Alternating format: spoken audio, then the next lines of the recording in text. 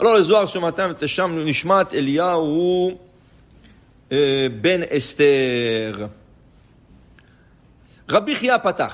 Rabbi Chia nous enseigne. Ve'amar divrei avonot gavrumeni peshaenu ata techaperim. Alors on traduit.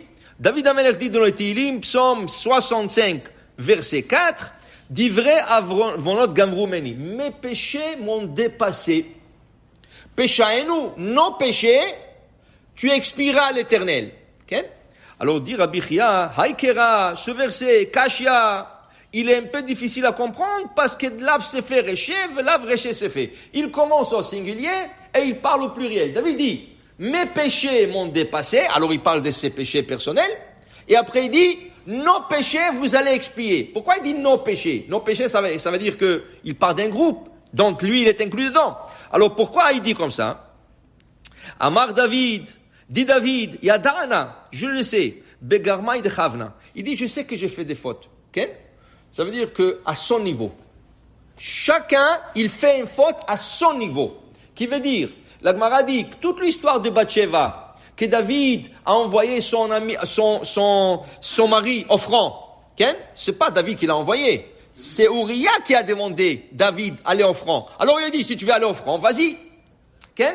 Et après il est parti à la guerre, il est mort. Qu'est-ce que les gens disaient? Ah, c'est David qui l'a envoyé offrant. Mais c'est pas David. Lisez l'histoire. La Gemara dit, tout celui qui dit que David a fauté, il a tort. Parce que si tu lis l'histoire, David lui a dit, écoute, ça fait longtemps que tu es là-bas offrant, rentre chez toi à la maison. Qu'est-ce qu'il lui dit à Uriah? Tu vas pas me dire quoi faire. C'est moi le général d'armée. Il dit, alors quoi? Tu vas aller offrant? Vas-y offrant. Mais le fait que les gens ont entendu rien que la deuxième partie, vas-y offrant, ils ont pensé qu'il a envoyé offrant pour prendre sa femme. Et après, quand il est mort, il a pris sa femme. Au niveau de David, qui était un homme pieux, un tzaddik, un chassid, un homme qui se réveillait chaque minuit, étudiait la Torah jusqu'au lendemain matin, il restait réveillé toute la... Alors, à son niveau à lui, ça paraissait comme un péché.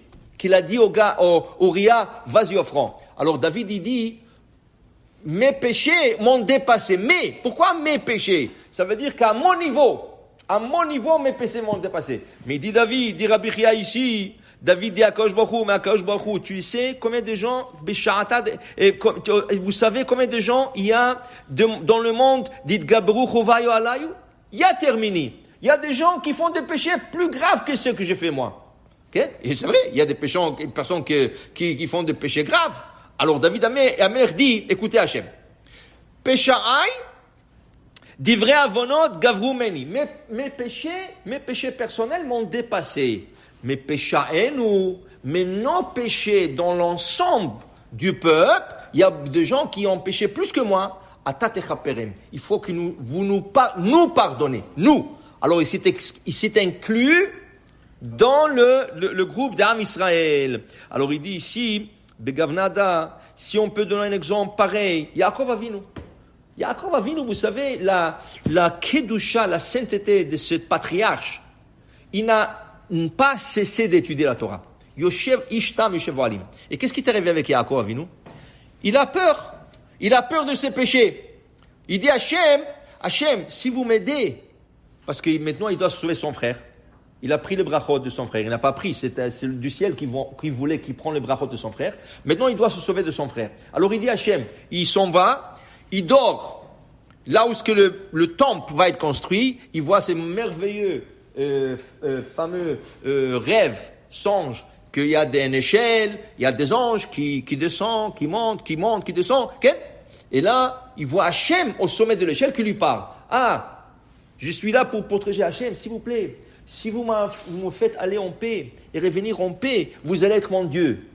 Ça veut dire que vous allez être mon Dieu. Alors, ce n'est pas ton Dieu. Comme ça, il dit, vous allez être mon Dieu. Mais c'est ton Dieu de toute façon. Alors, il dit non. David, il dit, j'ai peur, peut-être j'ai fauté.